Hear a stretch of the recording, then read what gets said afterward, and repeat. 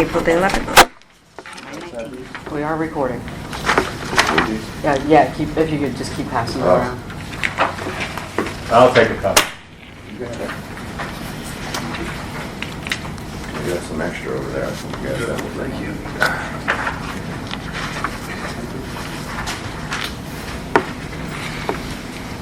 Get a gold star on your chart this week. Passing out papers. Oh, here's the extra.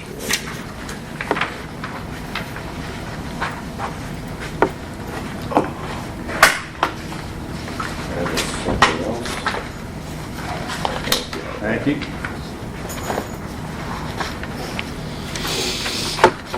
Do you have anything extra, Connor? No, I gave it all out.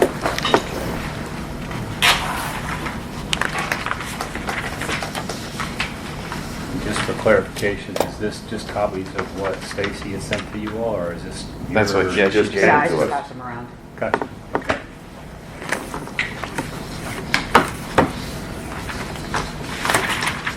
So if we just want to start at the top and go in order, so the first one would be Article 5, nepotism. I tell you what, since we're doing this, let me give you, because this goes along with it. What we tried to do is put in I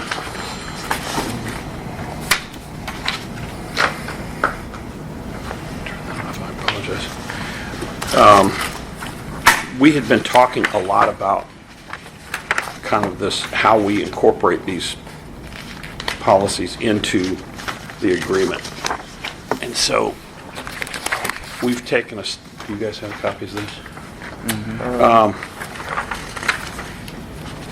So we've taken a stab, and while all of these are not worked out yet, this is our understanding of kind of what we think you guys have been proposing to do, which is to go to a single article in the contract where we're going to incorporate policies and list the policies that we kind of want to move out of the body of the collective bargaining agreement, reference them here, and if necessary or applicable, note any differences between, or where there would be exceptions or things would or would not apply as the citywide policy as it applies to fire department, or where there would be additional language. For instance, in the first one in A, I've listed the nepotism policy, and there wasn't a policy number on it, so I left that blank. But it's adopted with the understanding that employees who fit the definition of relatives outlined in the policy may be employed within the fire department, but shall not be permanently assigned to the same station and shall not be in a regular position to supervise one another, which is what I think when I understood our discussion to be. Some of them I don't think that we're through working out the language. So like in B, the SOP 2-36, adverse weather conditions,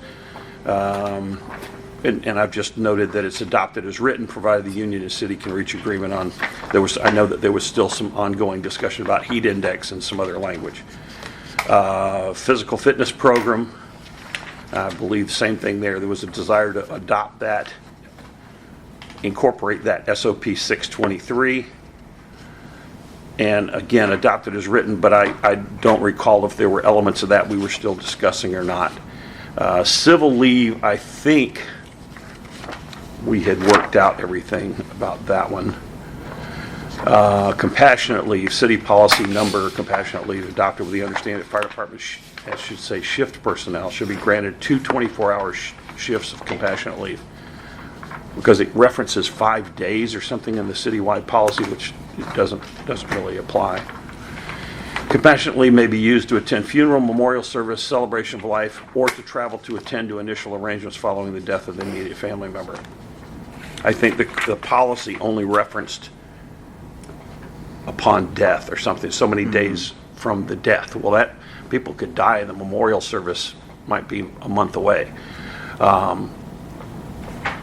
So that's kind of, and this can grow. I mean, if there's others that we agree to move into this format, what we're envisioning is put them into an article like this, a single article, list them, note any changes or exceptions or clarifications that are needed to the policy as written, and then attach the policy as some kind of attachment or exhibit or whatever we want to call it to the version that we're starting with, the starting point version.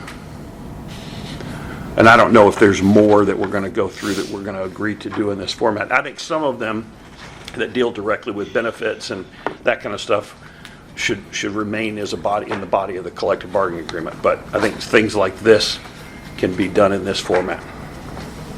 And I wanted to draft that to see if we're on the same page about, is that the approach we want to take to moving some of these things out of the body of the CBA and into a single article.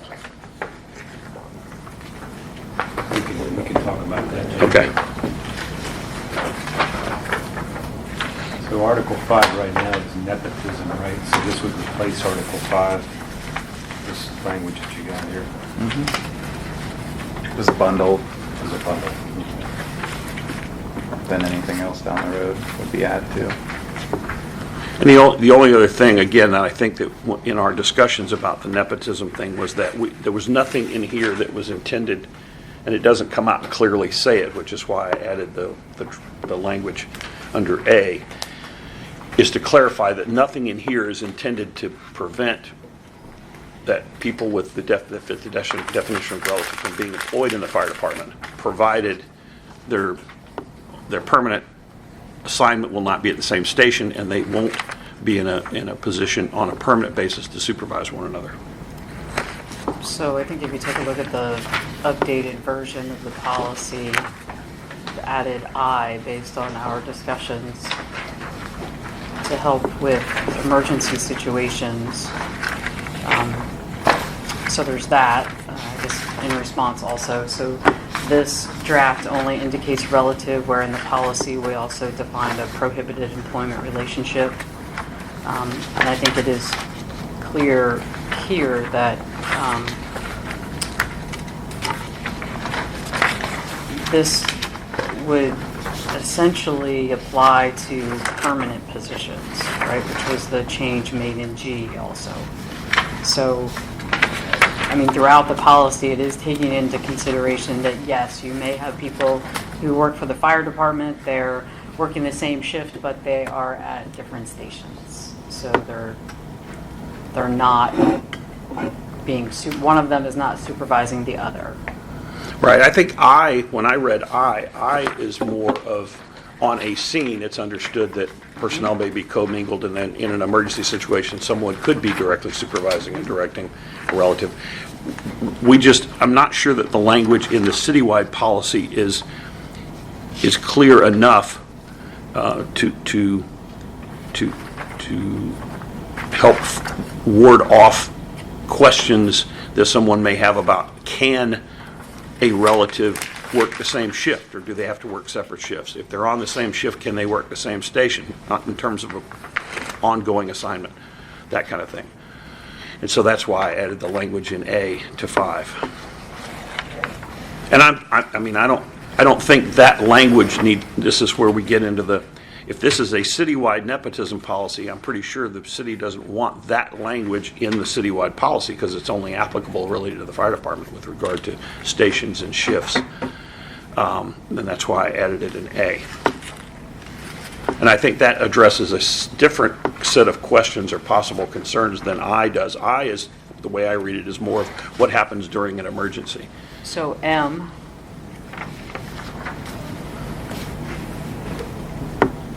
at no time shall a relative of or those in a close personal relationship be permitted to work on same shift unless each are assigned to different city departments, physical locations, operational locations, and/or projects or assignments.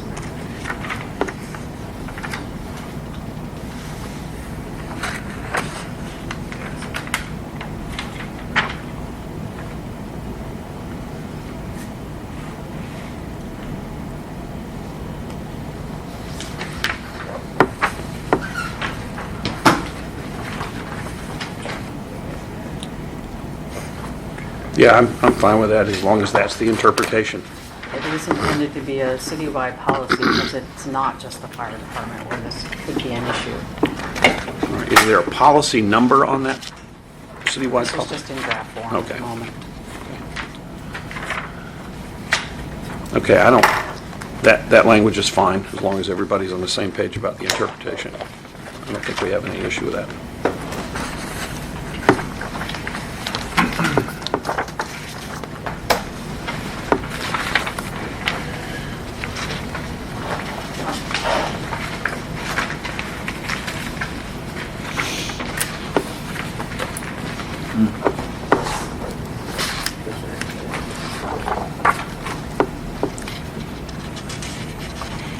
Do you want me to sign off on this?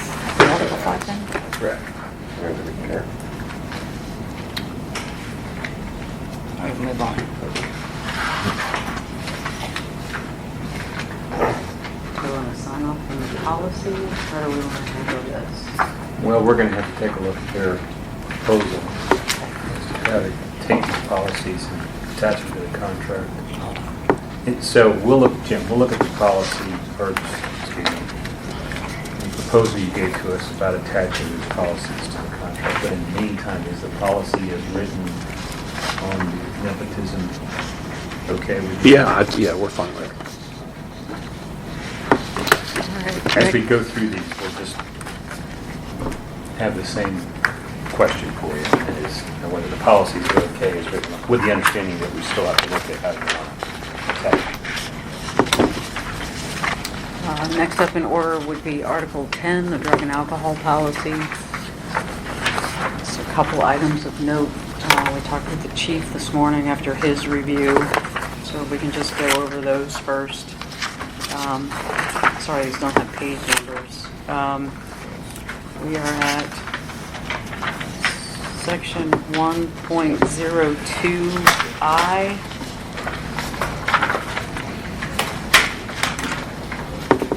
And it has employees arrested for an alcohol or drug-related incident must immediately notify their direct supervisor or department director if the incident occurs under one or more of the following conditions. All right, what, you said 102I? 102.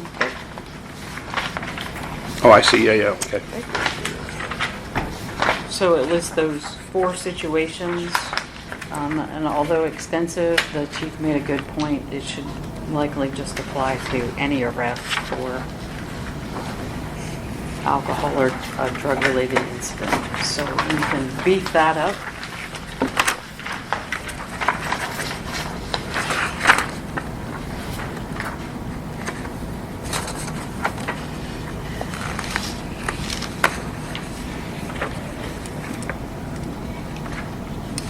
And then section 1.03.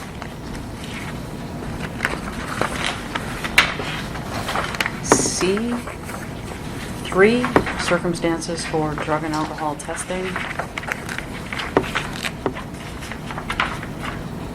AI, so post-accident, we're going to take another look at 49 CFR Part 382.303.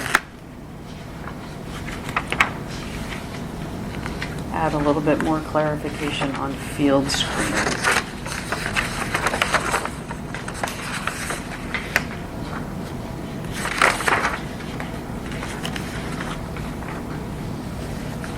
What section is that again? 103, 3AI. I know. That's good.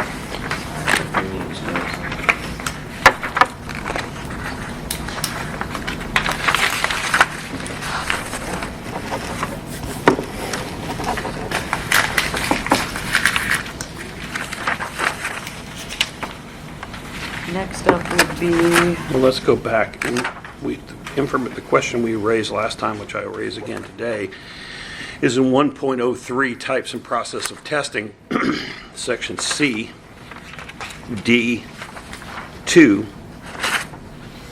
says special risk and safety sensitive applicants and employees are subject to testing on the same basis as the other employees, except no reasonable suspicion is required for testing such employees for alcohol, illegal controlled substances, and 2 says, as otherwise allowed or required by law. I'm sorry, where are you again? 103, C, D. To 1.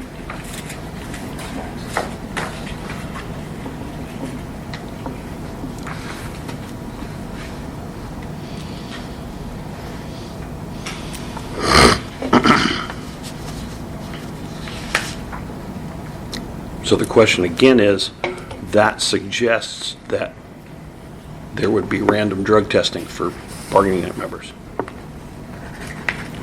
And that's unchanged from the last policy that was agreed to. We didn't have a policy agreed to. We had language in the agreement, the specific language of the agreement. So the policy was an attachment to the agreement.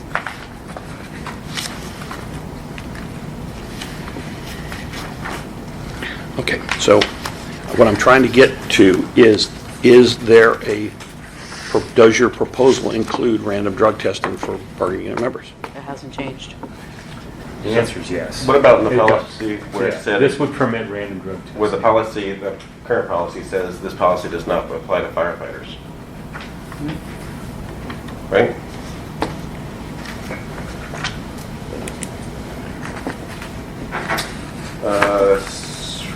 101. 101. Was that new B? Yeah, with the exception of firefighters are covered by the policy in the current We're collective covered bargaining. by the program which follows state statute, and then the CBA.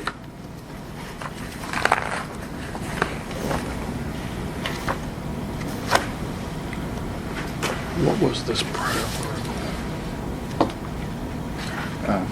I'm not following you. 101. Article 10. 101, new B. This policy New applies B. to, yeah, certainly this policy applies to, yeah. Right, but in our proposal to you, we lined out. Scratched it out. Yeah. Yeah.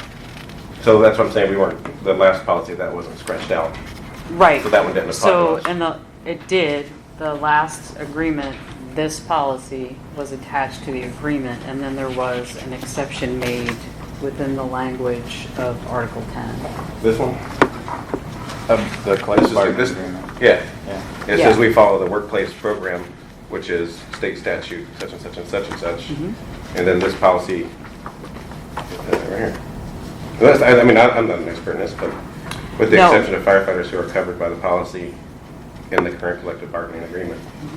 So my understanding, Article 10, as it is currently stated, follows what's essentially in the attachment and is called out as Exhibit E. Then we're talking about the workplace program, correct? I'm talking about the current Article 10. Yeah. Yeah. So then the it say- difference being number 2 of Yeah, I the can current pull it up. article, I gotta pull it up, I apologize. which has to deal with the alcohol level. Mm-hmm. That really is the only difference. But again, we had this discussion before. I think what was attached as Exhibit E, and I don't have a copy of it, but the Exhibit E was a different document than this document. Correct? Correct. So it may be a different format, but Because- it is this policy. All So right. this policy, as it's being put forth now, is an update to ensure that we're following any changes that have happened in state statute. The city is compliant with state statute. There have also been court cases that non-safety sensitive positions are not subject to pre-employment or random drug testing. All right, so here's what we'd say about this. This is historically here, we have not done random drug testing. So this is not an article that I think is appropriate for doing the Article 5 format. The language has to, whatever language we're going to agree to, has to be embodied in the agreement.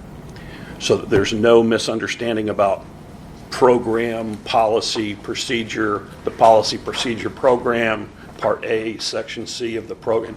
I wanted to make sure that everybody's on the same page about what we're agreeing to. So that's number one. The only way to do that is to put the language in the body of the collective bargaining agreement.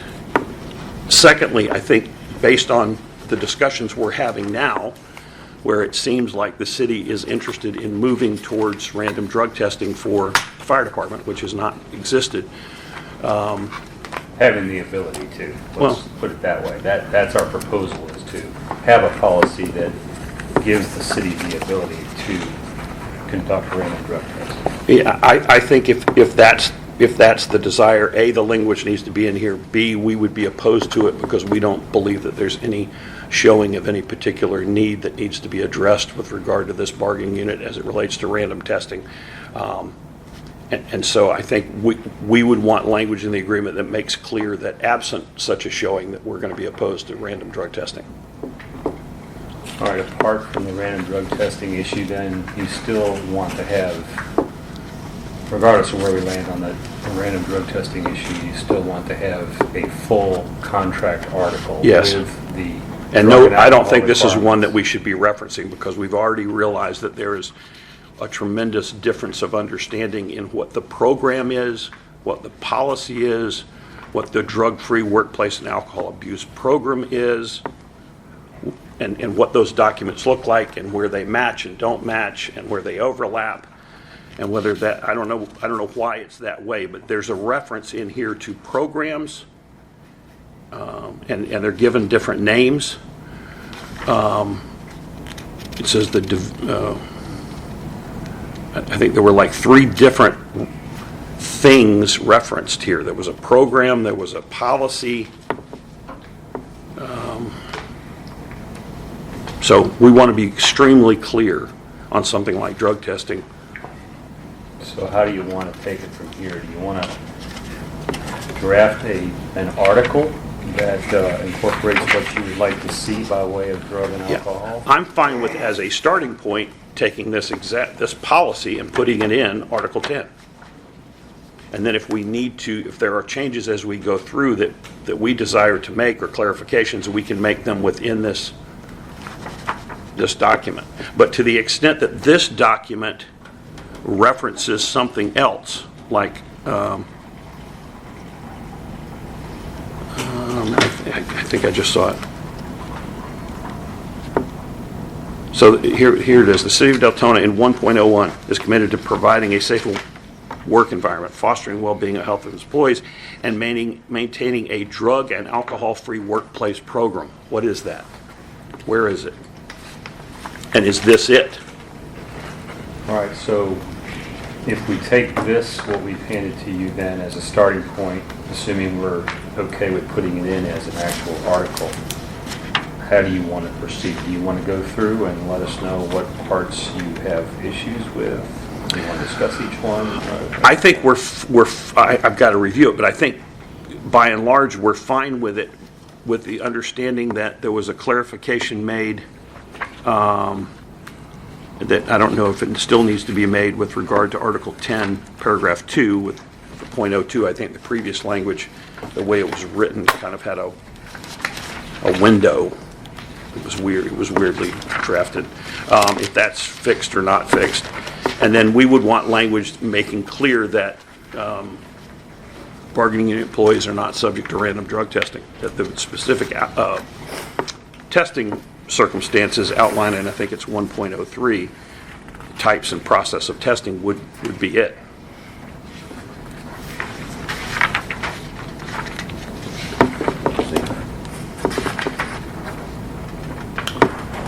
So currently, as part of the annual physical, it does include a drug test. Sure. Yeah. According to NFPA, right, it's, raises some issues, I guess. Everybody knows it's coming, kind of thing. Okay. Yeah, it talks about in NFPA that during regular drug testing is not recommended that you do drug testing during your normal physicals. Do they know when it's coming after they bump into a pole? Because then they would have had to know that they were going to bump into the pole.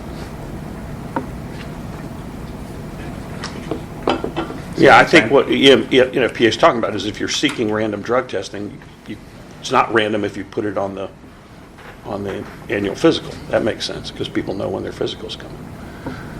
Our position is that absent a particular problem or issue within this bargaining unit, which I'm not aware of, we're not supportive of random drug testing. I think if there was a need or there's a demonstrated problem within this bargaining unit with substance abuse, then I think that opens the door for the city being justified in moving that direction.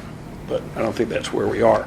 But I would agree, post-accident is and reasonable suspicion, right? Somebody comes to work and is demonstrating, they don't necessarily have pre-warning that someone's going to interpret their behavior as meeting the guidelines for a reasonable suspicion test, and they're going to be tested without warning. Good faith reporting in there, so. Post-accident, you're okay with? Yes, Reasonable suspicion, you're okay with? yes, As part of the annual physical, yes, just not random? correct. And pre-employment. We're good with pre-employment, absolutely. Yeah, we could do pre-employment for this group, so you're okay with that? Yes, So really, we're just at odds about random drug testing. yes. So, And then I've got to look at, I think the rest of that,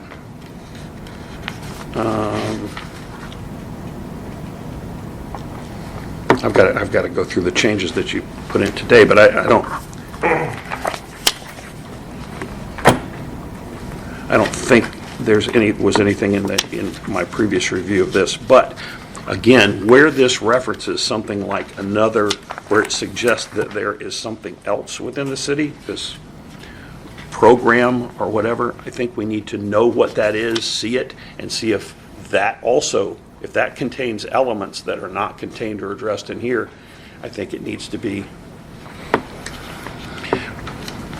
either attached or incorporated or something.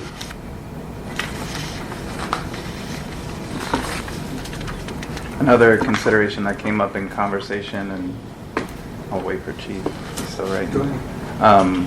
It was just food for thought.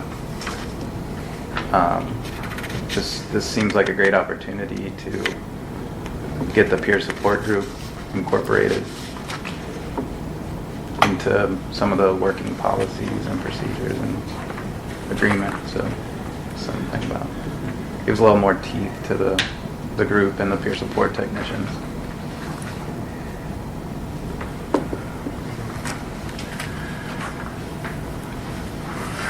so if we take what we've given to you and put it into some sort of formal article as opposed to a policy, it sounds to me like the random drug testing component is one you object to. Yes. Any references to any other workplace programs or Right. whatever you would And object to unless they're somehow referenced. Or clarify, we could see them. I mean, I don't know. For instance, I want to go back, 1.01 references drug and alcohol-free No, I workplace. get you. And then if you flip over to 1.08, it talks about the city's drug and alcohol-free workplace policy. Now, I don't know, is that this policy? Yeah, that's this policy. Okay. But I see what you're saying. Yeah. In terms of a program. This one right Yeah. here, number 6. That's new. So I just have a question. When you say we're at odds at the random drug testing, I don't know if we're at odds because the city has made an assumption that it was something that city policy allowed and was attached to it. We're at So- odds because we're proposing Oh, okay. the ability I was in the to bathroom. conduct random Okay. drug testing. I just, From what I hear you all saying, you're opposed to that. Okay. Yes. I didn't know what That's you guys what I meant by presented. at odds. Thank you. I use that term Yeah, sometimes, no, I just but went that to the just means bathroom. I that missed it. we're agreeing to disagree. That was, never mind. All right, so when we have a break, we'll talk about where we go from here on this.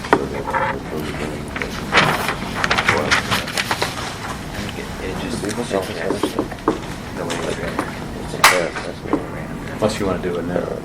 Yeah. No, we're going You to wanna discuss talk it at the this break. We'll talk about it at the break. Y'all want to do a 5-minute? Or are you I gonna think need it takes 30? Probably long, yeah. So you just want to go to the next one? Yeah, why don't we finish up the policy part and then we'll. Let's finish up the policy part, Yeah, please. let's at least get that. So next up is Article 42, civil leader.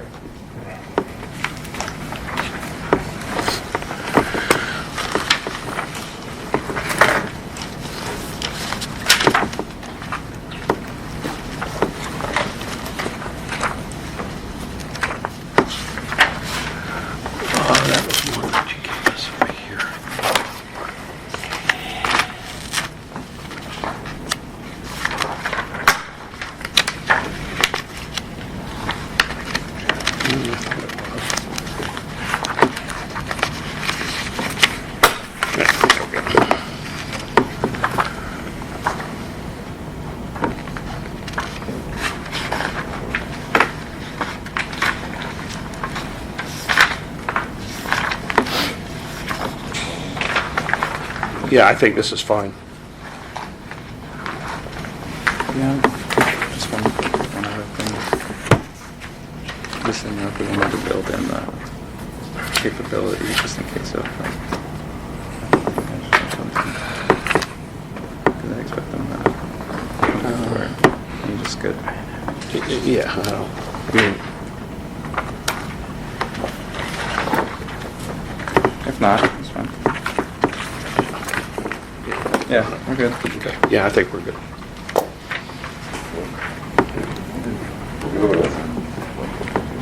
43 would be compassionate.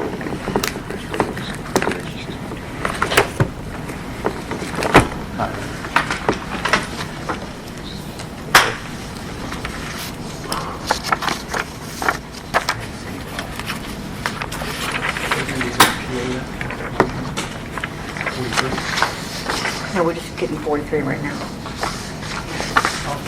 We just did this We're okay 42. civil leave. We just did 42. Okay, I'm sorry. Yep. I put fire prohibited. Yep. She's holding off on you on one time right now. Ready? I think so.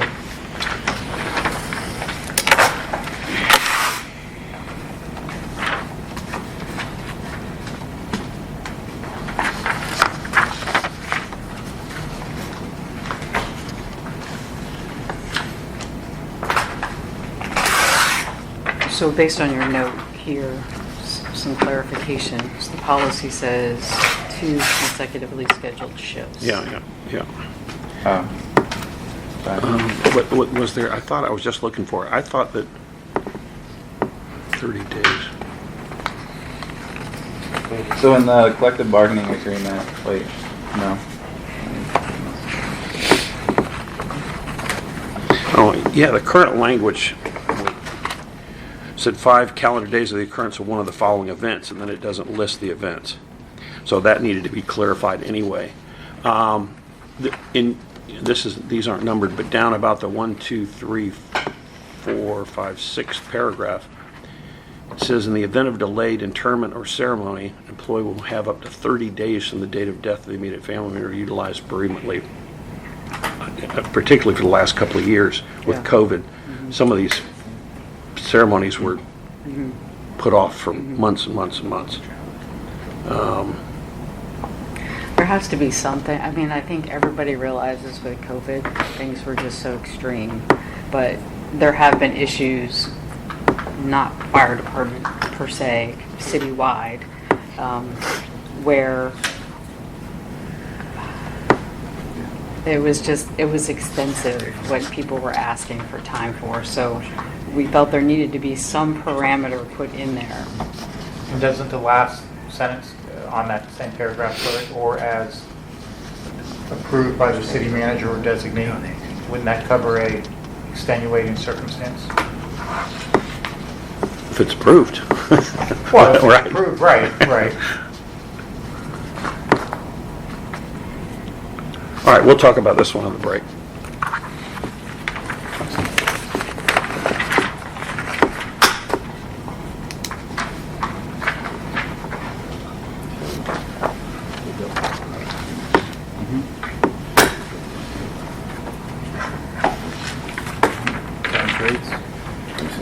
Do you want to do the extreme weather? Oh, yeah. So did you read the article? Because there's no strike through. That was policy national. No. Yeah, it's going to go with, it's going to be listed here. This is just from last time. And your proposal here is that this be one of the policies that would have policy number and be referenced. Okay. So, Yes. okay. Article 19 is the extreme weather.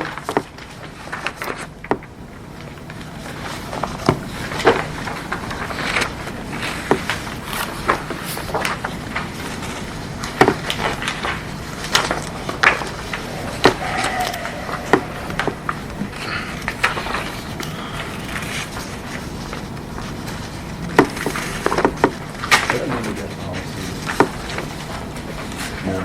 that's it. Do you need this? We can look at it together. Everything off this.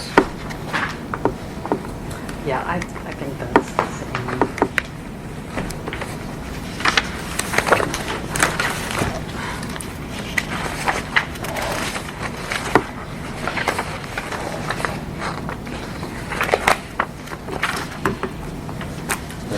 This is the one I have.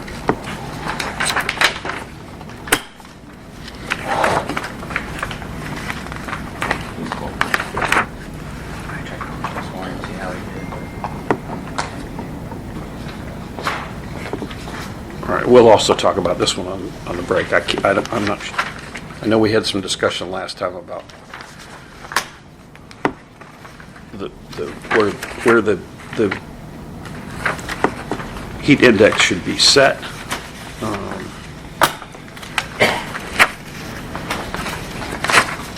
But we'll talk about it. So we went from not having a shutdown, or to having a shutdown temperature, to not having a shutdown temperature, so, as far as safety concerned. Shut down. You mean that's why it was put in the contract? I'm sorry? That's why it was put in the contract originally? There was one, there wasn't one? Why this went into the contract originally? Yeah. Is what you're saying? Yeah. Oh, not specific to shutdown. Oh. Well, yeah, essentially because you were having some people, putting people out there training, not necessarily providing certain things. Right. I think where our concern with it was basically, and what we're trying to bring forward is in the last contract, when we adopted this one, we realized that when we're trying to bring on new employees, we have a certain amount of time to get them through the orientation process. And so we tried to address that, and that's what this paragraph C went on, about being able to orient people and that kind of stuff. But it still kind of left some ambiguity about the fact of current employees. So current employees still had to follow under the shutdown policy, whereas the orientated people did not. And so we kind of found ourselves in a bind, because when we're orientating people, we need to have current people training them. So we just wanted to try to massage this in the fact that, so that when we're orientating people, we come up with some parameters that we can continue training into those types of circumstances with current people as well as regular people. And that's what this was all about. So when we did this, we used the training people mostly were off duty. I mean, have we actually run into that issue, or it was just a concern, right? A liability concern? Yes, it was a Yeah. liability. Because I know we concern. worked If around something it. did happen, now we are Yeah. violating the contract with current personnel Right. training new hires. Yeah. And so we're just trying to clean that up. That's Yeah. all. All right, we'll talk about that on the break as well.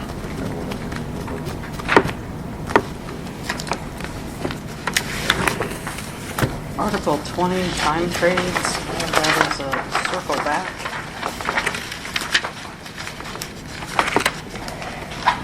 The 20 is one that I think, time trades are really exclusive to the fire department, so our Oh, yeah, no, this Blue, is, okay, yeah, okay. yeah. we're- all right. Yeah, we didn't propose a policy, we just have some. Right, and I think we were, by and large, we were in agreement. The question was only with regard to the penalty. Our proposal was that it come from sick leave if that person couldn't, they be docked 36 hours of sick leave, and your proposal in D was 36 hours of vacation. Correct. And the whole paragraph starts with if they're injured or predicted to be out for medical reasons more than 30 calendar days. So it's, all of this starts with a member being unable to satisfy their end of a trade due to an illness or injury. So we would stick with our proposal from January 25th that had the employee being docked 36 hours of sick leave. And I believe, if memory serves the rest of it, I think we were on the same page with, yeah. I think that's the only difference. So the reason for the vacation leave is I mean, obviously it's a benefit to be able to do time trades.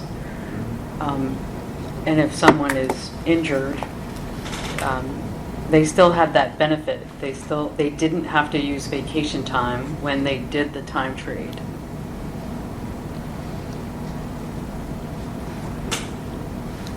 Right?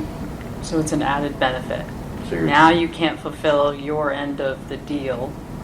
So you're talking about taking the vacation from the person that is off? The person that did the time trade originally, but they can't fulfill their end of the time trade. Time trade working. Right? Is the time trade working or not working? The penalized person is the person That's who's sick scheduled or to work. injured. Right. Yeah, And they're- time trade working. The only reason that they're not going to make it is because of sick and or injury. And they'll clearly, I'd imagine, be asked to provide proof of that. Right? Right. And I know we had a discussion very early on where we were in agreement. We had an employee get penalized substantially, it's appropriate, for the misutilization of time, vacation time specifically. And it just seems like in this case, I understand your perspective. It would be incentive because it leverages them a little bit more. They might feel it a little bit more, but at the same time, They also seems like a lose- misappropriation They also of lose FSLA. utilizing what bank of time. So that's really kind of where We're- our position comes from We're- specifically. We're fine with docking them the 36 hours. I think that's Yeah. fair. What happens now if somebody doesn't make the time trade, they're scheduled to, and they've done a time trade, but they don't get there because of something other than an injury or sickness? I assume that happens. If they use sick time, Yeah. They still use sick time? right? If it's sick family or whatever. No, that but may I'm be. talking about if somebody, they're not They're sick. AWOL? Or they decide to go fishing. They would end whatever. up with leave without pay. Oh, they get, Yeah, yeah. Yeah, It'll we be- had somebody up for termination. Yeah. for That would be a That's what I'm question for the referring to. chief. Like, If they just don't come in at all, They Well, I'm not sign a necessarily time trade and referring don't to show that, up. But this seems to address the issue where someone has done a time trade, they're scheduled to work, but they get sick. That seems to be what I guess little I, seems to address. mhm. But it doesn't address if you've got a time trade and you just decide for whatever reason other than a sickness not to work that. I mean, I don't know if you can do that or not, or Well, if you can just that's call in- in and say, I want to take a vacation. Yeah, day." That's in section 2. That's covered in section 2. Vacation on a get in time trouble. trade is prohibited. Yeah, it says, once the responsible member accepts the time trade through the approved format, the relieved member no longer has the responsibility of the designated time, with the exception of 1D, 1 above. The responsible member is late, sick, or a no-show, be treated as if the member were originally scheduled to work that time slot in accordance. So really, the only time that you cannot work a time trade is if you become sick or injured. yeah, so right now, so say now you're sick and, I don't know, you're in a car wreck or something, you can't make a time trade, you're already scheduled. It says you'll make an attempt to find coverage. Right. And, you make your attempt or whatever, phone call, and then that's just that, it just deducts sick time. So can I throw something out there? I think everybody's missing this. So the original time trade article that we dealt with the chief and everybody, there was no time limits. You could have a time trade in the entire year, and somebody could be out, and we knew they were out. So the union and the city administration worked together to reduce that time frame from no time frame to cancel to a reasonable time frame to allow people to still schedule, because we schedule vacation a year prior. Okay? So we stepped forward, we knocked it down from no limit to what, 60 days? So we came back with the I believe 30 calendar days to satisfy the city, and then we said 36 hours of sick leave. I think the city is stuck on an opinion. The 36 hours will then cause them to lose their FSLA overtime. So there's an added benefit to what we offered that was rejected. So I think maybe It has a bigger impact. It has a much greater impact than vacation, and it sticks to the policies that we already have set forth with not being allowed to use vacation for sick time, which is clearly stated in the contract multiple times, and we've disciplined people on that. So maybe just reconsider that. I don't know if that's actually We'll come talk up. about this. Okay. When you All talk right. about the other. I mean, that's a valid, break. that's That's an why I offered extremely it. valid point, because if they If take they any call more. out sick on their time period, they're going to lose their FSLA. Yeah. I just don't think anybody noticed. That's why we did 36 hours.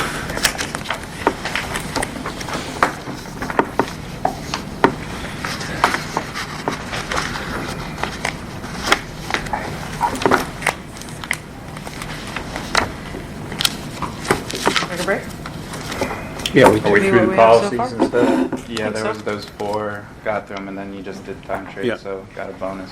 Yeah, I think so. All right.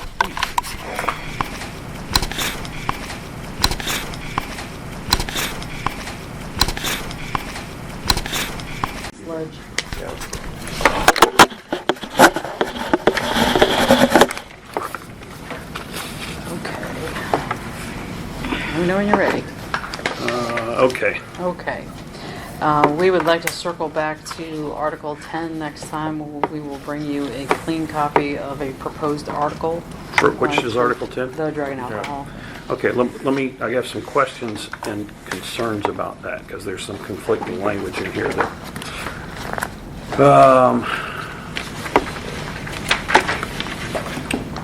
let's start with 108B.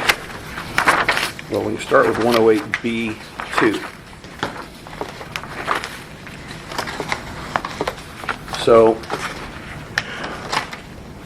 it starts by saying, any non-safety sensitive or non-special risk employee who tests results are confirmed positive will be subject to disciplinary action up to including dismissal from the city. And then 3 says, any employee who is dismissed from city employment on the basis of a confirmed positive test shall forfeit their eligibility to workers' comp, medical, blah, blah, blah.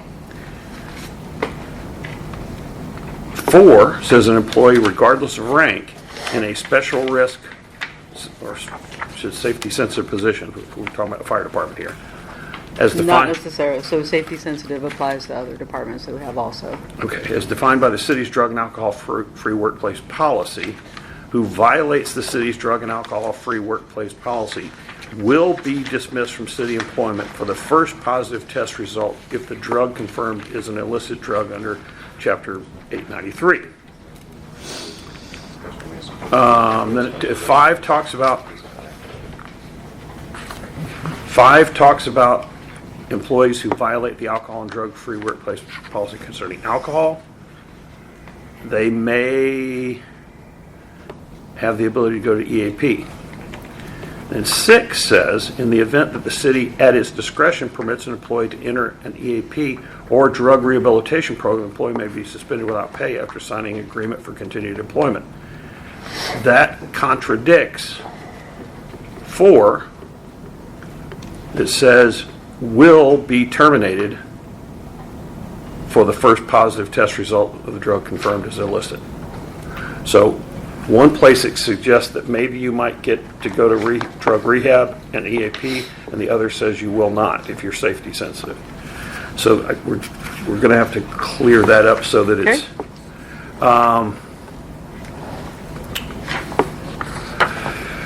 Then in 102G... Before you go there, I assume you're wanting some get out of jail free card Yes, to start with, yes, regardless of what the yes, circumstances are. yes. So it would be if you test positive the first time, you had the ability to go to rehab. Rehab and EAP. And usually that's accompanied by language about a last chance agreement. Would that also apply if it was done after an accident? Yeah, I think it applies if it's a positive Regardless? test, yeah. And then the second time, you're done. Yes.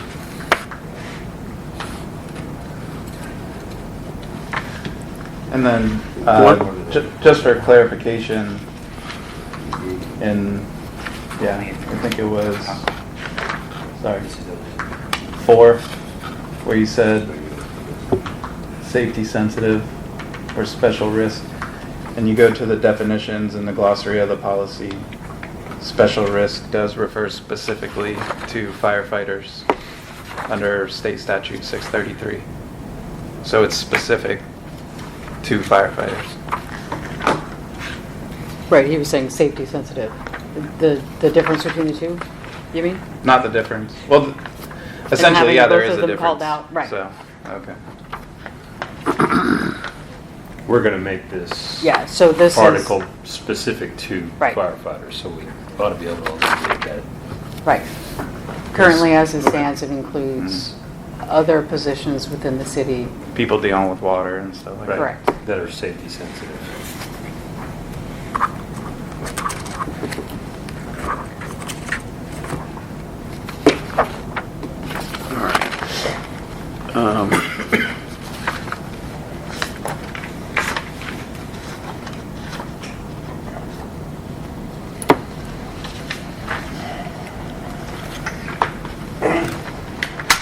One 102G.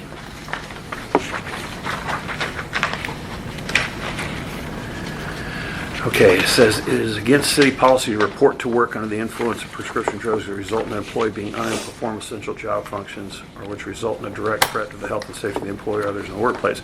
Employee who is taking a prescription drug which may impair their ability to work must advise their immediate supervisor before reporting to work, utilizing the disclosure of prescription medication form.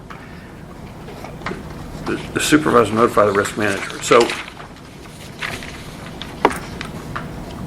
in one place, it talks about communication with an MRO or physician, and now it's saying medications must be reported to the city, to the risk manager, or the supervisor, who then, so now the supervisor knows what medications the employee's on, and the employee will have no way to know whether it impairs, so I assume this requires employees, whatever medication they're on, anytime, all the time, have to fill out a form and send it to the city, so the city's going to have a constant notification of every medication the employee's on. No, if it could impact their ability to do their job. So, there are certain drugs like don't operate heavy machinery. Right, but that doesn't say only ones that come with a warning label. So the employee, you're asking the employee to have PDR knowledge of all the side effects of every medication they're going to get prescribed, antibiotics or antihistamine or I don't know, an anti-nausea drug or anti-diarrheal. I don't know what the side effects are. So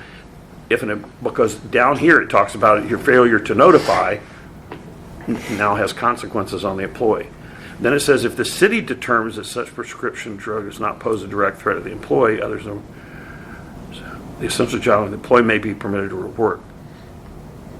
And then it says the employee may be permitted to perform essential job duties while using prescribed medications if the employee's health care provider directly advises the city in writing that the medication will not adversely affect the employee's ability to safely perform essential job functions. So is now the utilizing disclosure of prescription medication form each time have to be accompanied by something in writing from the physician saying it will not adversely affect the employee's ability?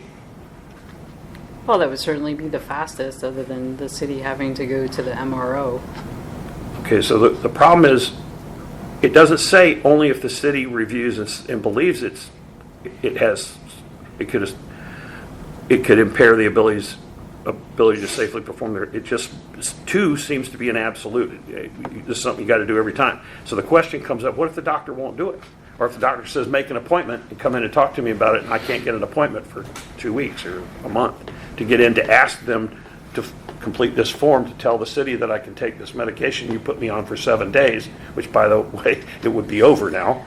But you know what I mean? So, yeah, I mean, if you're not getting it from your own physician, then the city is reaching out to the city physician to review the medication and discuss the person's job function. But it doesn't say that. Well, I think it'd Three. be incumbent upon the person getting prescribed to ask their doctor, look, I'm an engineer, I drive, a big truck, is this going to affect that if I'm on this for 7 days or 14 days? If not, can you write me, just so I can let them know I'm okay to drive? Okay, the utilizing the disclosure of prescription medication form, does that have to be signed by the physician? I don't have a copy of the form, sorry.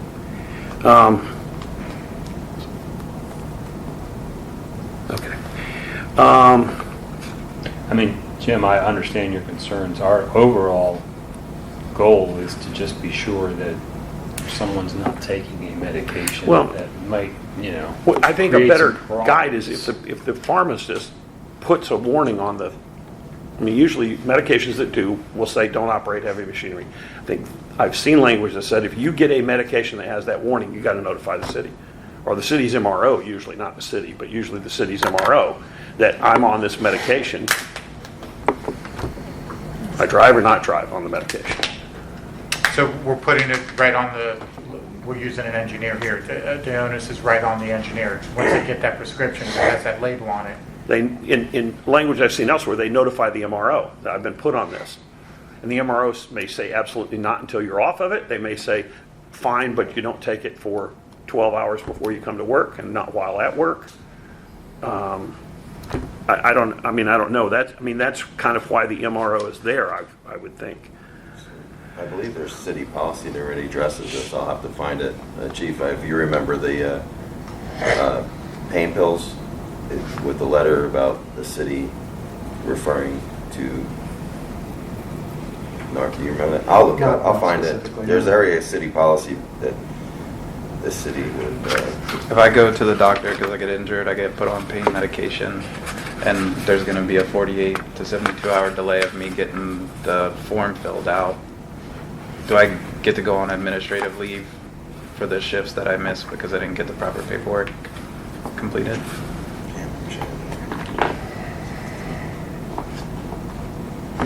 I don't know the answer to your question. I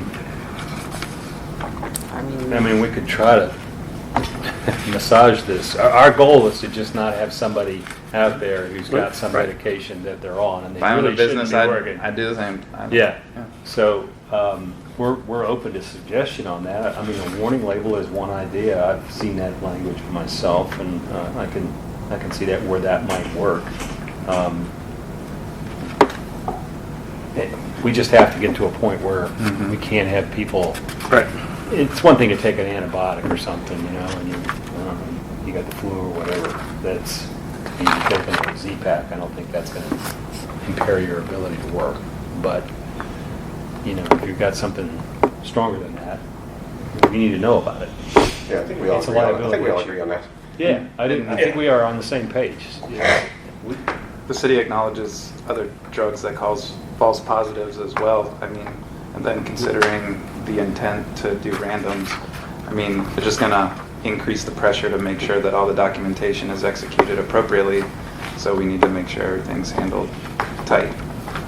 Well, do you want to try to massage this yourself and give us something back to address your concerns? Yeah, Or are you looking why for don't us you to do go something? through and carve out the stuff that you think needs to be in the language, and then we'll work from that, and I think massage that. What we're going to can be give kind to of- you is an article. Yeah. We've decided that you're correct in that this particular article needs to be separate, not a policy. Right. Because a policy citywide applies to a lot of different people who don't have the same kind of limitations and requirements that we have. So I'm fine with having an article that's on drug testing that incorporates those components of this policy that pertain directly to you, as well as what we've got carved out in Article 10. That's fine, we'll give that to Okay. you.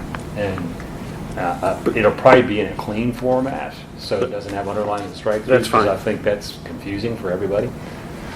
So we'll do that, and, but then it's a question of, trying to address some of the concerns that you're And raising right we'll now. respond to that and try to come up with some language in these areas that I'm Okay. pointing out. Okay, another one to bring, just take a look at. 102I talks about employees arrested for alcohol or drug-related incident must notify their direct supervisor. I think we need to have some kind of designated time frame in which that they've got to notify them within 48 hours, or the department needs to know within a certain time frame, because this right now is open-ended. Okay.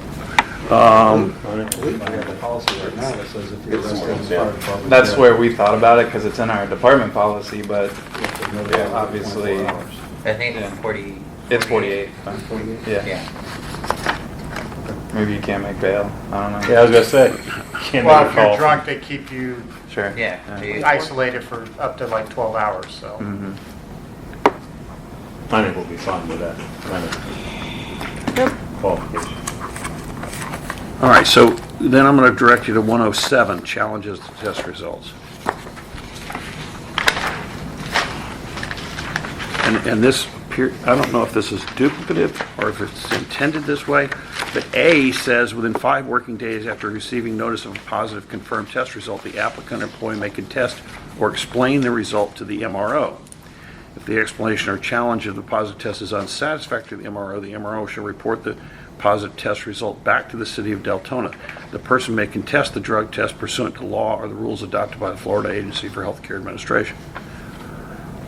B says, within 5 working days after receiving notice of a confirmed test result, the applicant employee may submit information to the city's risk manager, human resources director, or designee explaining or contesting the test result. Is it in addition to, at the same time as notifying the MRO?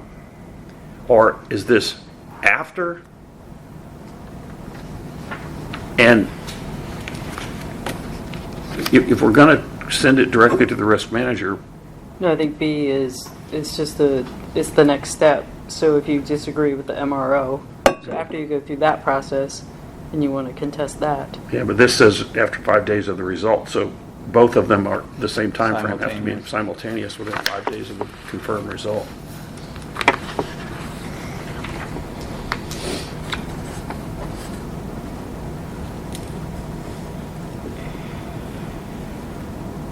Take a look at that. Okay. My understanding is if you're going to contest the test results, you'd go to the MRO Yeah, right. and provide information that Right.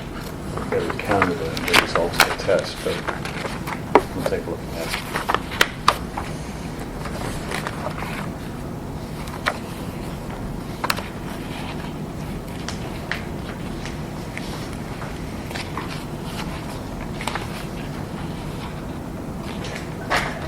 And I think, I ripped mine up. I was wondering what happened. Saw there. that. I ripped it up. I thought I had an extra copy.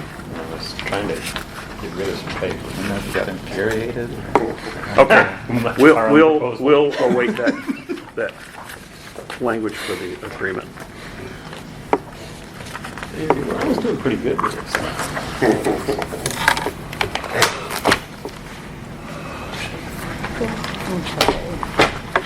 Article 20, that was the time trades. We will agree to the use of sick leave instead of vacation. Okay. And then your proposed Article 5 with the attachments, we would like to come back with some different language. There was actually language that you had presented a couple of months ago regarding abiding by city policies in effect upon ratification of the agreement, Okay. et cetera, et cetera. So I'd like to come back with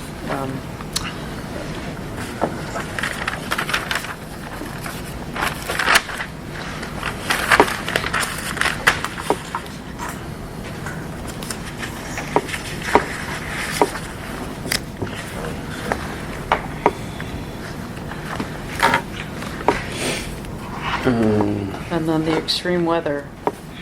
Well, we're going to talk about that one. Here, I think we talked about this at the break. 19? What number is that? 19.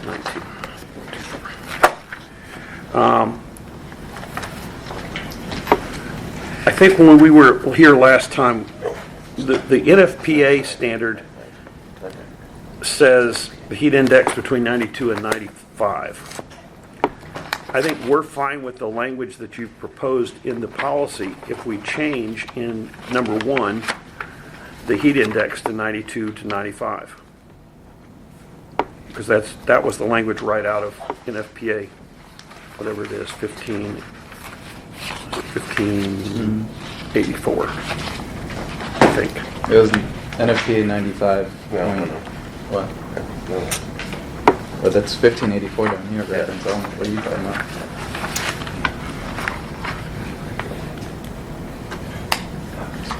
Or 1A. Yes.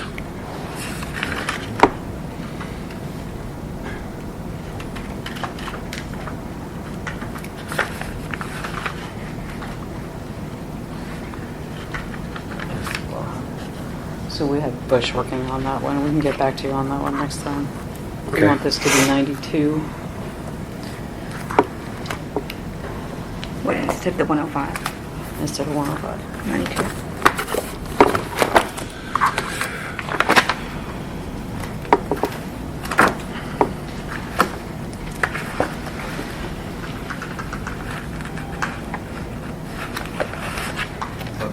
Oh,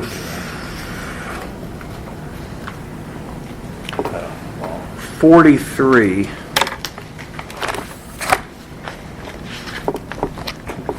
We're going to go back to the language.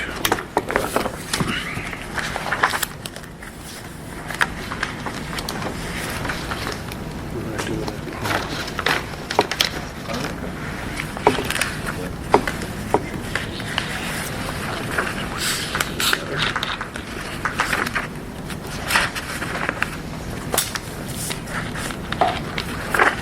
Now I've lost my, you gave us a bereavement leave policy, right? Yes.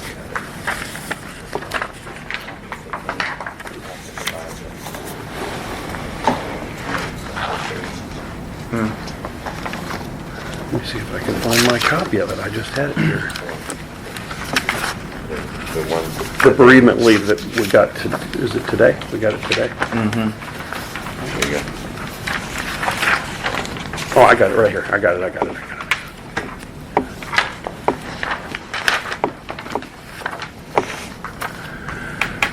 All right. The current language provides 5 calendar days and then grants the ability to use sick leave beyond the compassionate leave for another 5 shift days. And so what we're talking about is that in the event of two shift days is essentially a week off. If somebody loses a spouse, a week's not going to get it done. I don't think we're going to want them back at work after 2 shifts off. And so that is, this allows, with prior approval of the city manager, 24 hours of additional leave. So you can get 2 shifts plus a 3rd shift.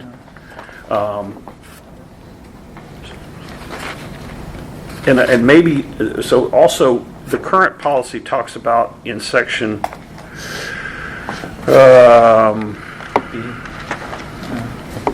in B, that because it was currently compassionate leave, now maybe this is being addressed in another city policy, but the birth or adoption of a child, leave for the birth or adoption of a child is not addressed in this, and maybe that was intentional. And then back to the language we talked about earlier, this says, in the event of delayed internment or ceremony, an employee will have up to 30 days from the date of the death of the immediate family to utilize bereavement leave, provided the funeral and memorial service justify such as approved by the city manager. So, Or as approved. right, but it isn't beyond 30 days. It's that you can go beyond the 2 days up to 30 days with approval of the city manager.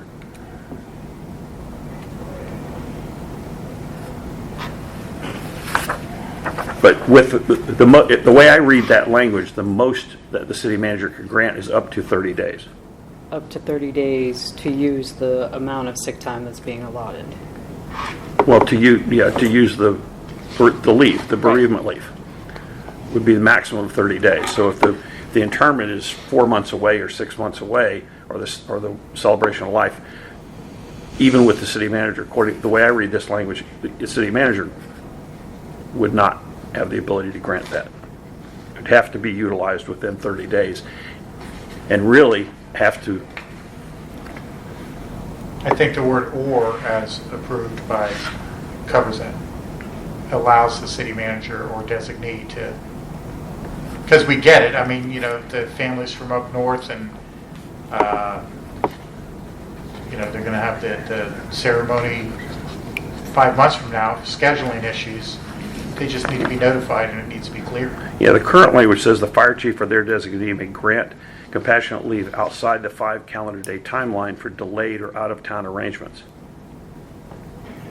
There's no kind of it just said the fire chief could grant compassionate leave outside of that initial window for out of town or delayed.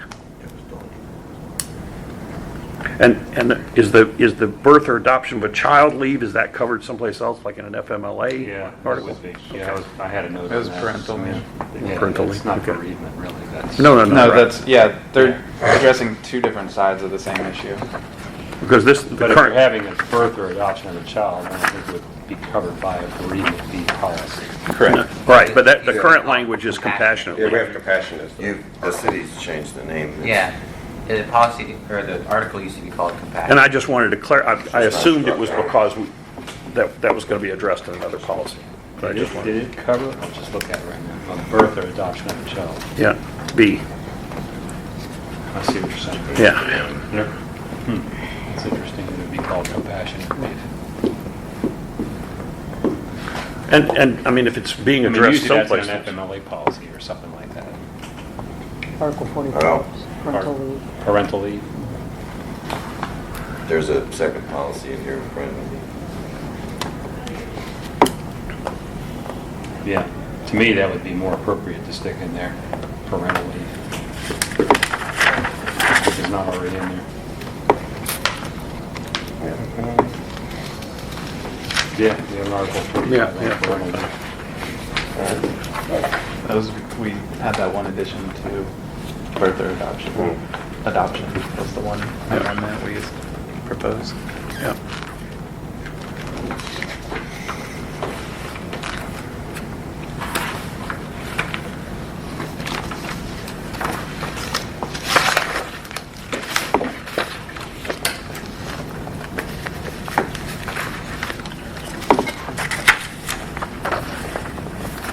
Chief, on this section 3, did you want to address any of that, since we did run into a huge hurdle on compassionate leave about when they're on it, they can't take overtime? Remember, we ran out of people, we had a couple of people on that, and they were willing to take it. I don't know if you were wanting to address. I don't have the article in front of me. so- Okay.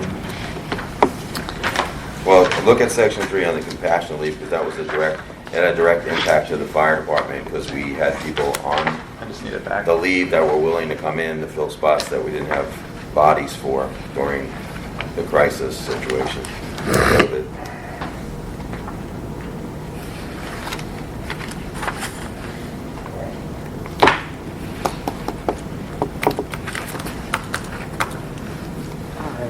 I mean, we can take another run at this one.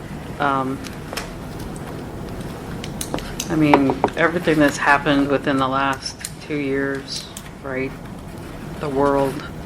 I don't know. Are you going to find something to write that's going to match every single situation that could possibly happen? No. But even I can't say that either one of these is perfect, right?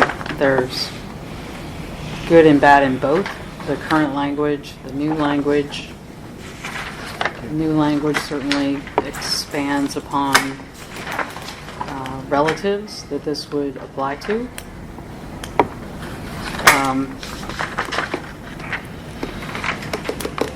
Even having the idea and the city has run into this, and that's why there was some changes regarding the delayed internment, right? I mean, when something happens, you're not going to be at work. I mean, admit it, you're not going to be at work. Yeah, we had a guy with You're not a gonna- family you're not gonna member in wait. Honduras that couldn't do this. But you're not gonna wait. Months. Right? I mean, I had that happen where somebody called me a few months ago and they were like, so-and-so's mom just died and he took bereavement leave time, but she's not going to be buried until 3 weeks from now. Are you okay with granting the bereavement? Well, absolutely, we are. Right? And I mean, one of the additional things that was motivating us to put attention to those 5 additional shifts is that we having the conversation about punitive annual evaluations and sick leave sick leave utilization as a component of an annual evaluation. So, that's why we wanted to take that into more consideration. but how do you distinguish that? You just build a code in CrewSense that says compassion leave or bereavement leave opposed to sick leave, even though it's going to come out of the I sick think leave we already bank. have, right? Yeah. Mm-hmm. You have that now. It comes up. You're it able to says quantify CL. it and says break it CL. out. You are able to. so. Okay. All right. We'll take another run at this next time.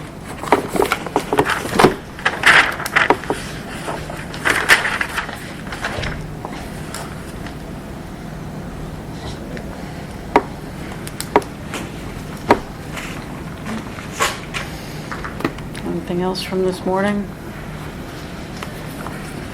I don't think so. Or where are we with economics? We got 'em.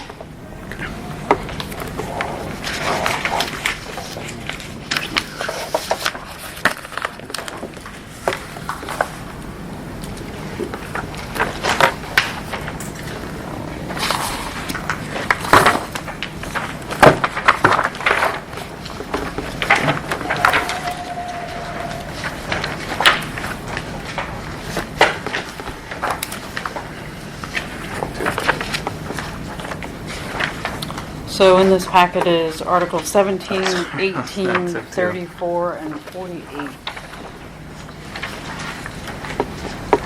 It's 17.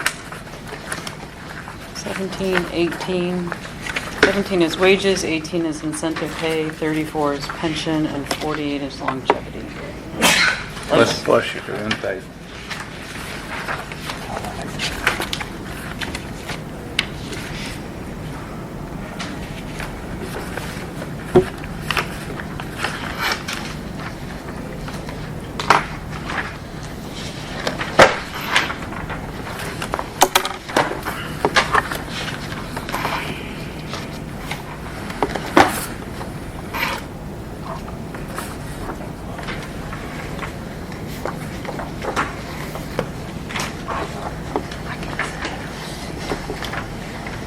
Later. I don't get email here.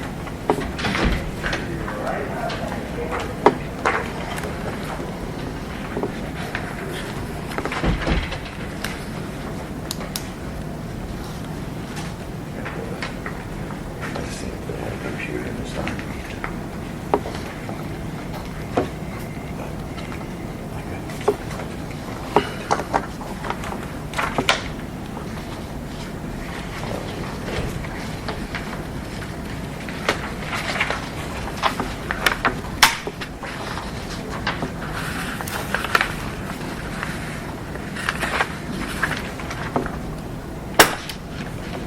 All right. Can you explain the section 2, the change in the calculation of how longevity's done?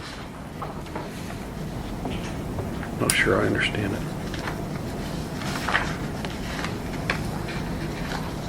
Section 2 of Yeah. wages. Wages, I'm sorry.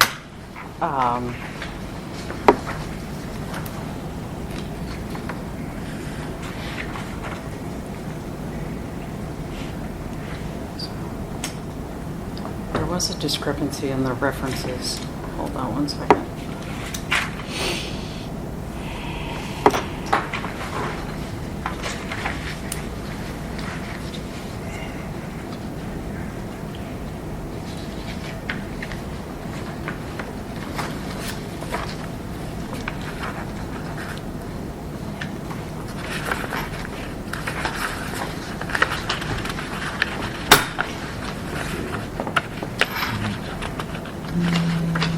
I don't think it's different. I think it's just deleting the language that was in section 2, referred to the same items that were used in section 1.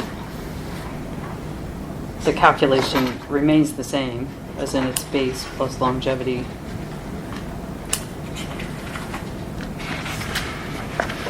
I think the percent's different, right? Than at the top. It is. So it's supposed to be 2.75. It's supposed to be 2.0. Yep. That's what I had to, right?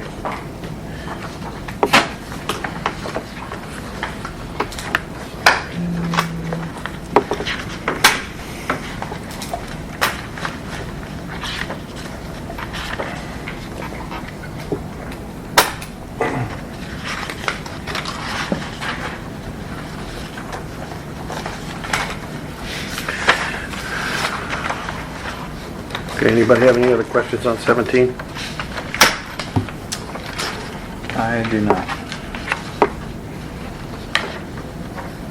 Okay, 18.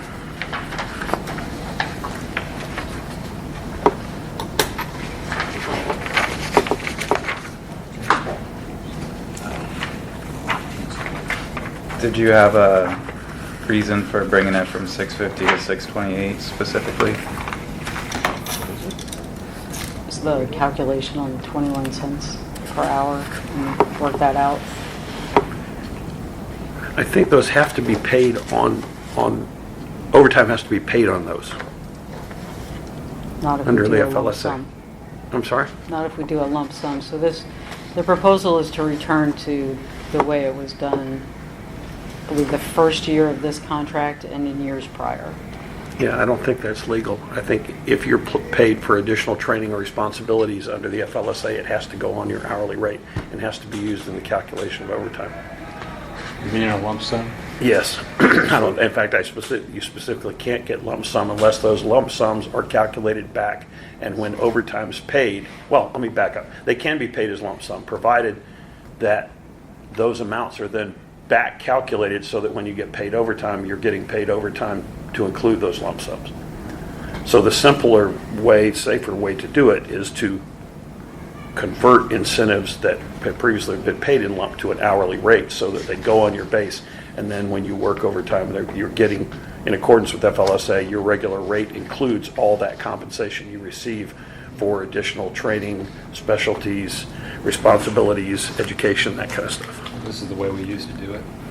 Yeah, we accepted the city's proposal to move it to the hourly because of some issues with taking it away and things like that. Like if they lump sum pay you and then I can bring all the notes from the negotiators. They brought it to where if you lump sum paid somebody and then they quit the team, how do they recoup their money? And there was a lot of issues. So this was why they went to hourly. I'll take a look at the issue of whether the lump sum has to be calculated for purposes of overtime. Okay.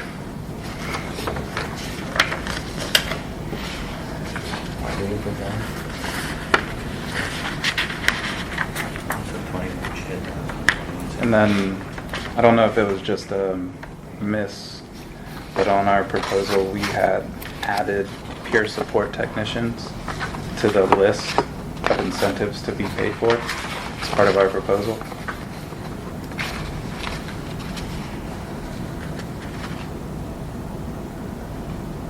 I think it's on 10, isn't it? Isn't that the peer fitness advisor? No, peer support's behavioral health, Oh, the behavioral health, I'm sorry. and then peer fitness is going to be I physical didn't hear you either. physical health or exercise.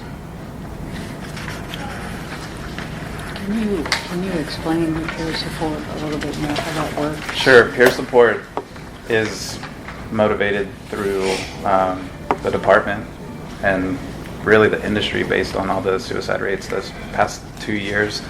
I think suicides outnumber the line of duty deaths in the fire service nationally. So there's obviously a big industry push to bring up awareness, education, and taking care of the firefighters. So what we did here in Deltona, the department union got together, adopted the peer support program, which I think is a joint effort nationally, right, Chief? Yeah, And so, yeah. that's the way this trends. Yeah, so we went with UCF. We started off with UCF as a local resource stakeholder in the program. We sent several members, including several of the chiefs. I don't know if you went, Chief, to participate in the UCF REACT training for behavioral health. And they also reciprocated well because they allow some of our members to come in and get treatment there. So.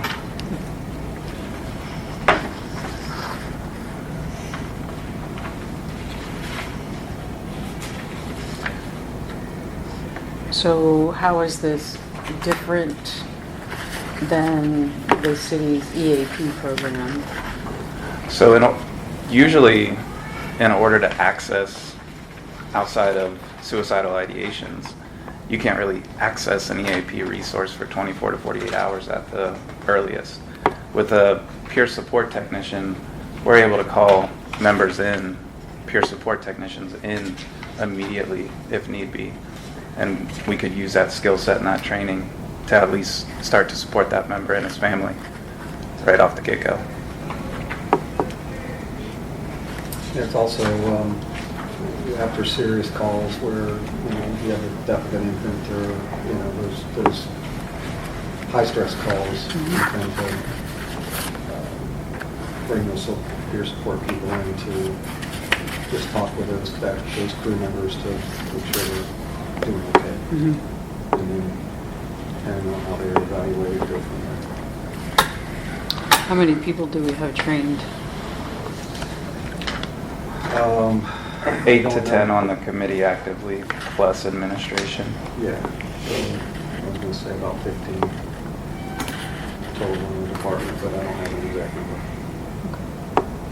It's also, I mean, since we started the training, I could speak to the fact that we've also been able to help train the guys on emotional intelligence on the day-to-day when events haven't taken place and maybe little micro traumas or, so to speak, things occur. We've got these peer support technicians that are able to, like, hey, educate our members, hey, maybe reframe this, take a different perspective, whereas before, without this being a real push by the industry, those types of things just weren't as prevalent. Okay. Thank you. Yeah.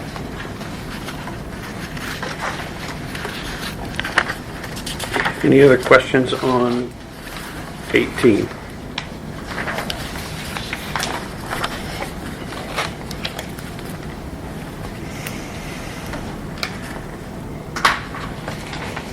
Yeah. 34, the current contribution to the pension plan is at what? 11.4. So, G, I do have a question, I'm sorry. This is current, okay, go ahead, on 18? Yeah, so,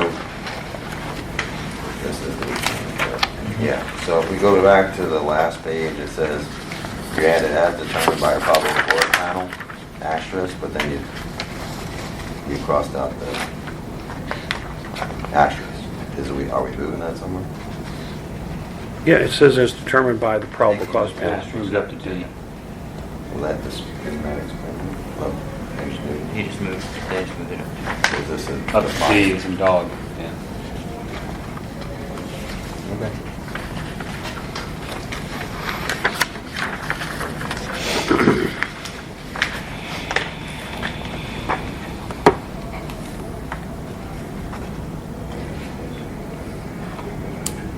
What's the justification for increasing the pension contribution 3% over the life of the contract? Well, obviously, an increase in the benefits that have been received over the past several years. We also have a growing unfunded liability. What's the current funded ratio for the plan? Depends on who you ask. If you ask Foster and Foster, it's about 80% funded. Okay. If you ask our actuary, I'm looking at the variables that they use, is about 70% funded. Okay. Foster's the pension plan's actuary, correct? Who's the city's actuary? GRS? Do you know where the city of Deltona plan ranks on the statewide spectrum of plans? As far as So ULs? here's the two I don't fundings. know, but I think in central PA, in John, terms that's of put out by how much Foster it's Foster, I get funded, it. it's pretty low. Is there another Chapter 175 plan that you can point to that's paying 14.4? Yeah, we talked about that. I'll have to get back to you. There's one that's actually paying over 16%. And then reference, There's one plan paying 16? Okay. Do you remember where that was? Sorry, I don't remember. But were there any others that were over 14.4? I don't know. Okay. can you carve out what benefits, additional benefits or accrued benefits you were referencing that weren't either cost neutral to the city and or funded through other means? What do you mean funded by other means? Premium tax.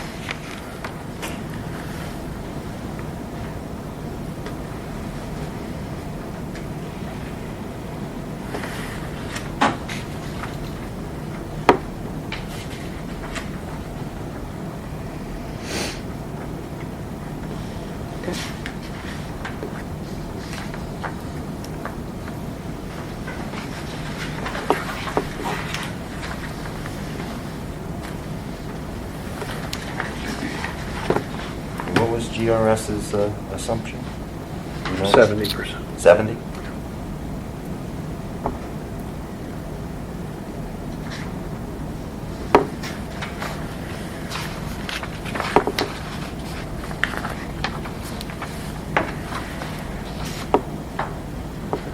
Okay, any other questions on pension?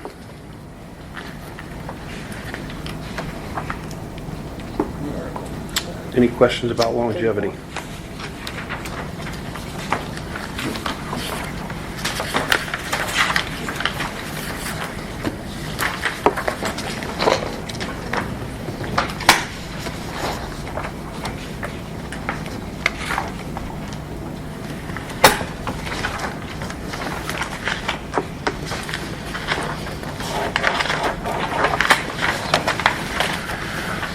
Do we want to break for lunch? I'm good with it. Unless y'all want to get through more. Is there anything else other than on economics that we could get through today? We've given you everything we have to discuss today. Well, we've got still, we had given you,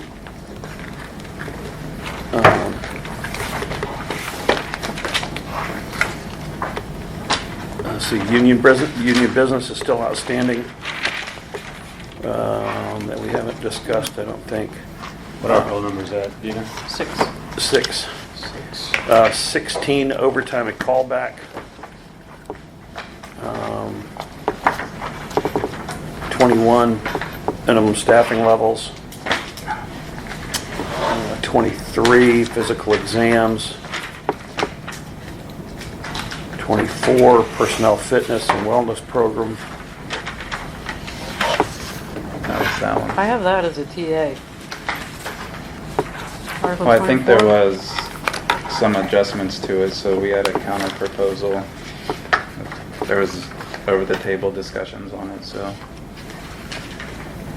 Yeah, I don't show it as TA. Do you have Have we that given there? them this? Do we have? No. Do we have copies? Yeah. You have Yeah. copies? Mhm. All right, let's give them this personal fitness and wellness.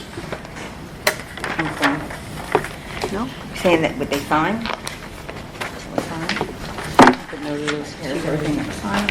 You went a little too quick for me there. What was the articles that you wanted to, but we- Oh, I've got a few more. I was just going down on my list to see where we are. Yeah, but I'm sorry to have you back up. Article 6, 6, and that's on union business? yes. 16 is overtime and callback.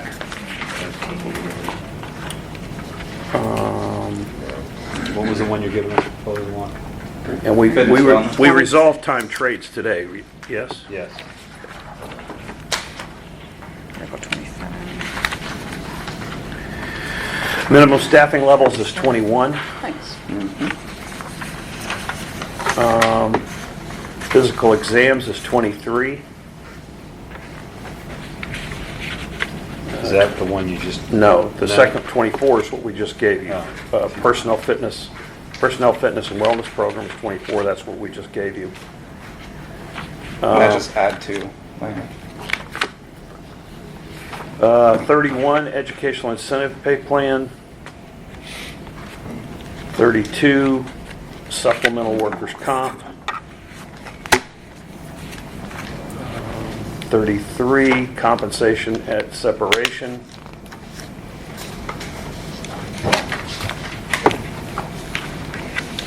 35, performance evaluation.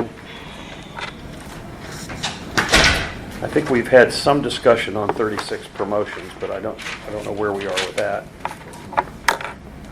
Yeah, that was like the integrating the performance evaluation into Yeah, it. yeah. right? Bonus We did bonus have some points. discussion about that. 39, vacation time. 40, sick leave. I think 41's an open article. 44, educational assistance program. 45, parental leave. 46, personnel files. 49, holiday.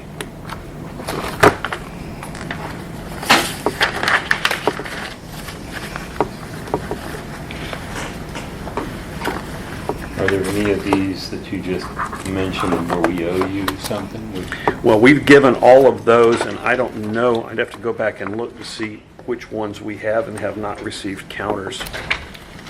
I'd have to flip through everything. I'd have to flip Okay. through. We'll do that over lunch. Okay. Yeah, because obviously we can't tackle all of these today, but we'll tackle this one that you just gave to us. All right, you want to walk them through? Sure, no problem. And this Can I is- borrow that real quick? Just have a hard copy. Or let me borrow this. This is for Article I'm gonna pull it up. 24. 24. But did you have a hard copy of the health and wellness? No. Okay. I'm gonna pull it up real quick. Well, I'll get a copy in a second.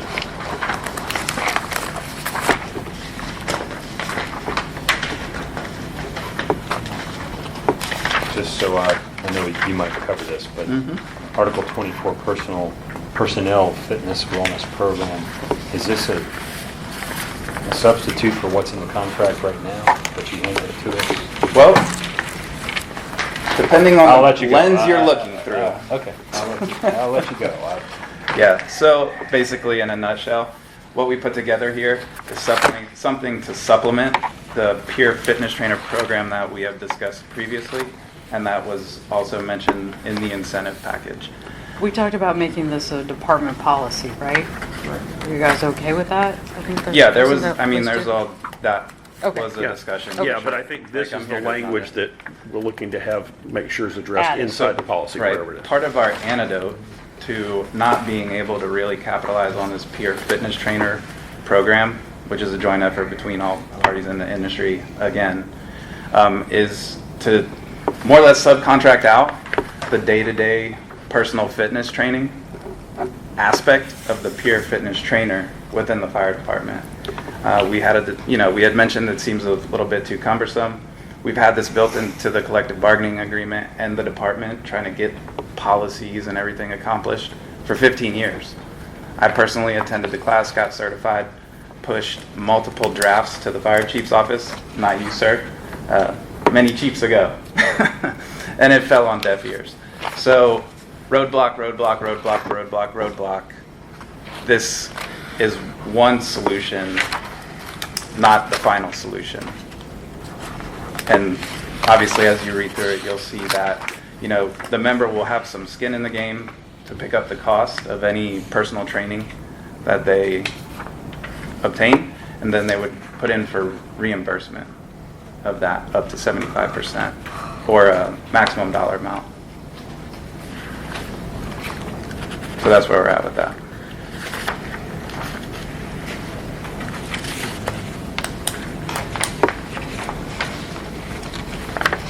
All right, we can take a look at this over lunch. Do you want to give them that?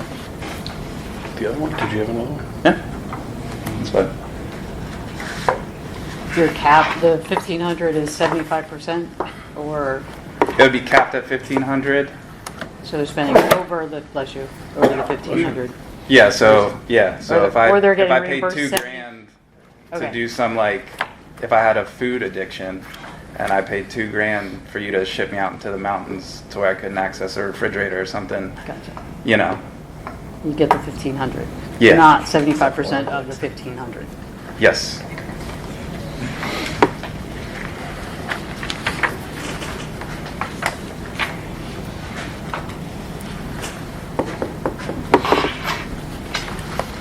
This was a firefighter paramedic trainee language that we said we would go back to the drawing board on. You haven't given us any pictures I was waiting for that. I had it ready, and we came to an agreement on the language, so I didn't push it out there. But I'm going to email it to you just for fun. What article is this? 13. Infographic. What is it? 13. Oh, yeah. The pier? I had it ready for that day, but like we came to an agreement. I'm like, man, I'll muddy the waters if I do anything. So I'm not even going to put that out there since you requested it.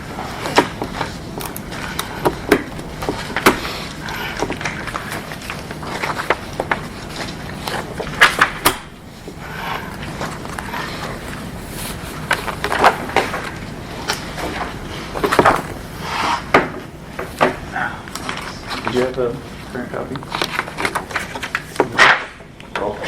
Is that what you just handed out? Part of it, yeah. Like,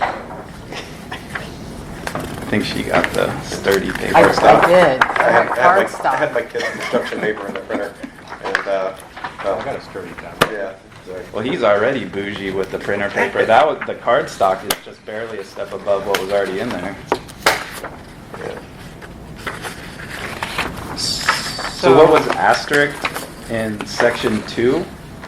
B, C, D, delta was what we added to after the discussion we had of review of the last proposal.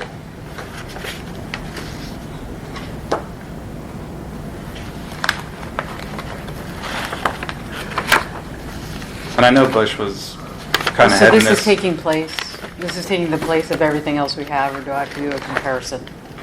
No, this is just going to be, that's why the whole thing's in blue. Okay. Yeah. Did you Blue underline. give me one of those?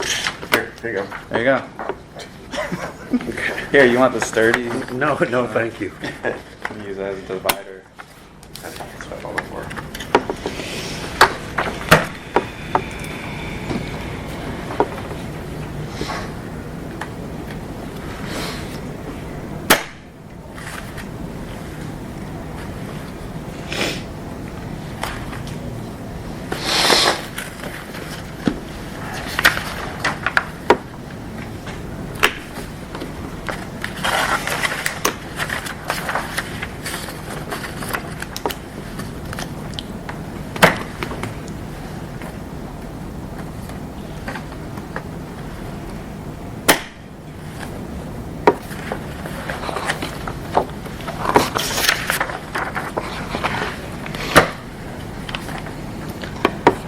Can we just take a quick break?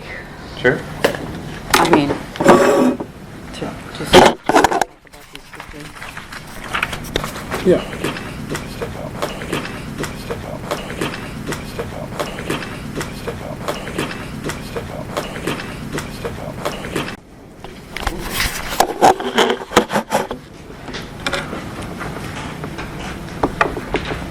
So we would like to call it a day and come back next time with some proposals for you on those items that you had listed.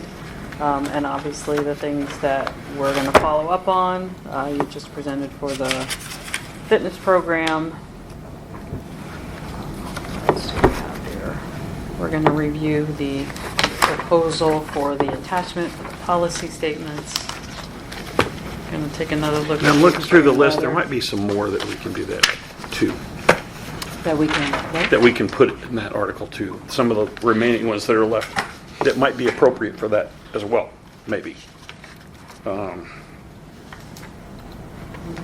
Like, is there city policy on personnel files? Yes, and we could do that. I mean, if there's a Take a policy, look if at there's that. not, I mean, I'm just trying to look at what's left and see if some of those might be appropriate for that same format. Let me look at that one as a possibility.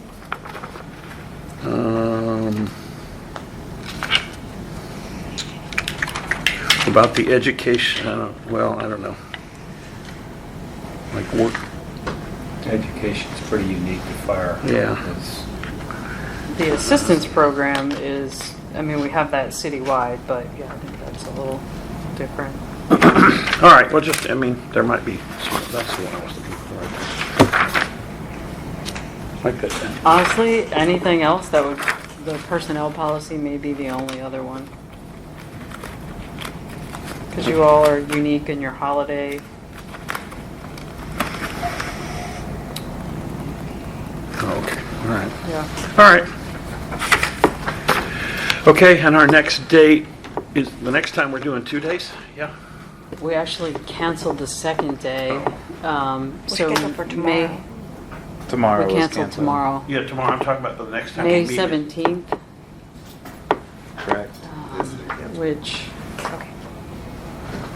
I was the one that asked I for. didn't tell him either. It was a scheduling snafu, but,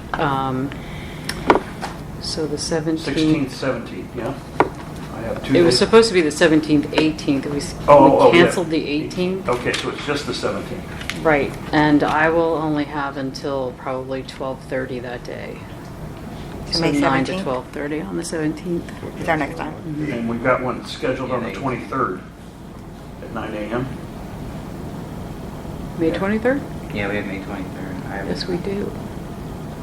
We moved the 18th to the 23rd, didn't we? So Yeah. you're canceling the It is. 17th, 18th? and No, 19th? the No, we're doing the 17th, but I'm only available in the morning, and then the 23rd.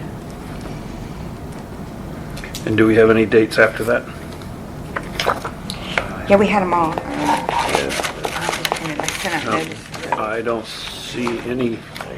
We had. Oh, I'm sorry. The 11th and 12th, we had May Eight. 17th, May 23rd, July 18th, and July 19th. We have no dates in June? Yeah, because everyone was That was because of me, remember? Oh, well, okay, all right. All right, and do we want to set some additional dates in July? What were those June dates? August? Debbie? And July dates were the 18th. June. Oh, There June no is nothing. June is nothing. Okay. July was the 18th and 19th. 18th and 19th is July. Okay. And I'll get with the clerk and cancel tomorrow because I still had it on. Sorry. No, it's okay. I sent it. The first half of August, I have no dates Somebody available. sitting here. Yeah. What about July What? 28, 29? Somebody sitting in here. Remember that?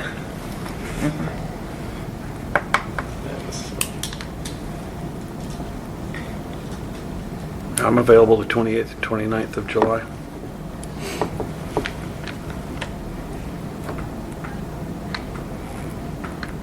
I'm also available that first full week, first 2 weeks of July as well. What's the one we have set in July? Do we have? 18th and 19th.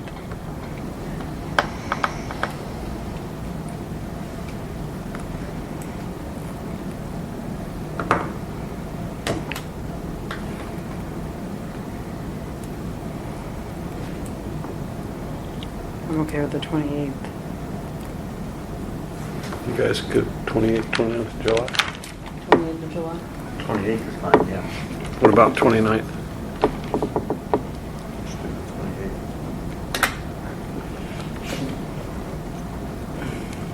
That could be a problem for me, but I could move things if you want to do back-to-back. Can we have it back-to-back the week before? Yeah. Yes.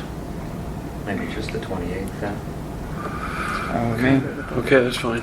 Do we have anything earlier in July? From the 1st to the 15th? Didn't someone just say the first half was bad? I thought you said the first No, of that was August. June. Oh, August, first half of August is bad for me.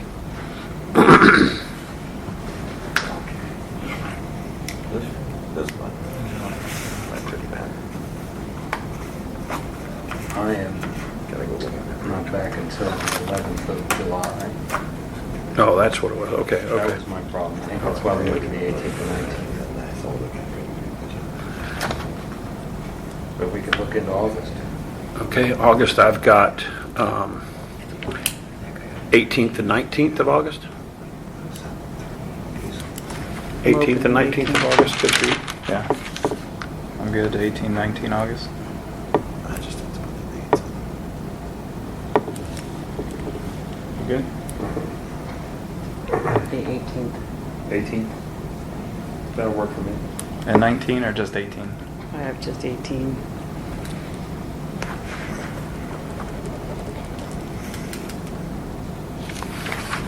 But you have a vacation It's just after I get back, yeah. I'm in Vermont the first 2 weeks of August. Where about?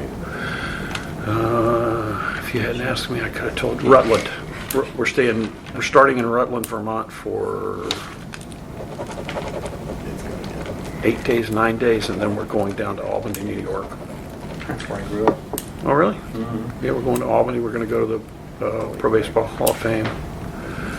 Travel all around Cooperstown. Vermont. Yeah, First time. yeah. That's how that. Yeah. You'll love that. I'm looking Yeah. forward to it. It's Are you a nice. golfer? I have three times in my life. We were just talking about that last night. We did the 18th of August, but not the 19th? Yeah. Correct. And we just added the 18th of August.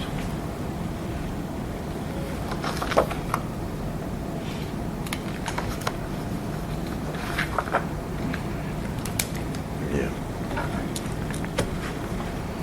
So we have the 18th and 19th of July, right?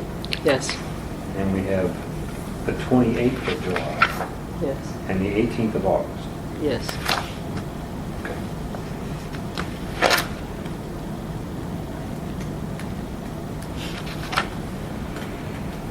Yes.